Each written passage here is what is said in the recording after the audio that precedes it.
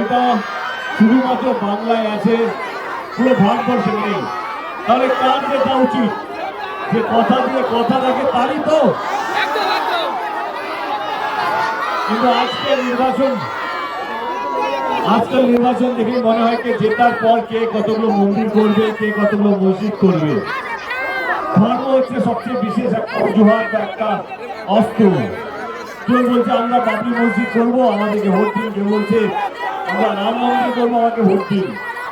আমি একটাই কথা বলতে চাই, ভোট আপনারা যাকে ইচ্ছা দিতে পারেন, কিন্তু একটা জিনিস মাথায় রাখবেন, এই নির্বাচনটা কে কতগুলো মন্দির করছে বা কে কতগুলো মসজিদ করছে এটা নির্বাচন যেটা নয়। ইলেকশন জেতার পর কে কতগুলো হসপিটাল করবে, কে কতগুলো স্কুল করবে, রাস্তা করবে, আপনাদেরকে ভালো রাখবে, সুখে রাখবে, এই নির্বাচনটা হচ্ছে সেই নির্বাচন। জয় শ্রীরাম আর জয় বাংলার মাঝখানে ফাঁসবেন না। যে আপনাদেরকে ভালো রাখবে, যে আপনাদেরকে এক রাখবে, যে আপনাদেরকে সুস্থ রাখবে, তারই হাতটা শক্ত করবেন। বাকি আপনারা যেটা ভালো বুঝবেন সেটা আপনারা করবেন। হ্যাঁ, এটা হচ্ছে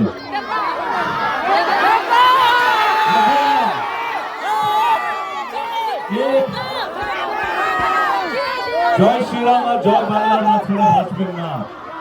যে সরকার আপনাদেরকে ভালো রাখবে, সুখে রাখবে, যে আপনাদের জন্য হসপিটাল করবে, যে আপনাদের রাস্তা করবে, যে আপনাদের পরিবারকে ভালো রাখবে, সেই সরকারের যেটা উচিত।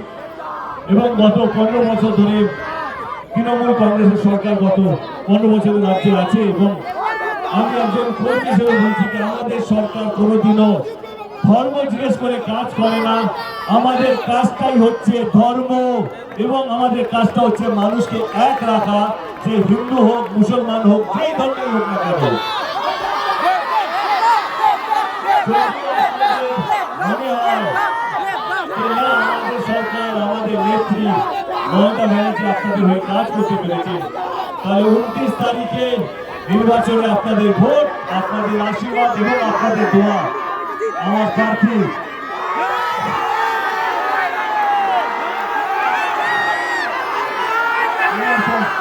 এরা প্রতি যেন পড়ে। হয়তো একটুকুই, আর কিছুই না। আমাদের দেখতে হবে ভালো থাকবে। অনেক মানুষ এসছেন, তাদের ধন্যবাদ। অনেকক্ষণ ধরে আপনারা দাঁড়িয়ে আছেন, অপেক্ষা করছেন আমার জন্য, তার জন্য হাত জোর করে মাথা নিচে সবাইকে ধন্যবাদ। ভালো থাকবেন সবাই। Thank you so much. Thank you.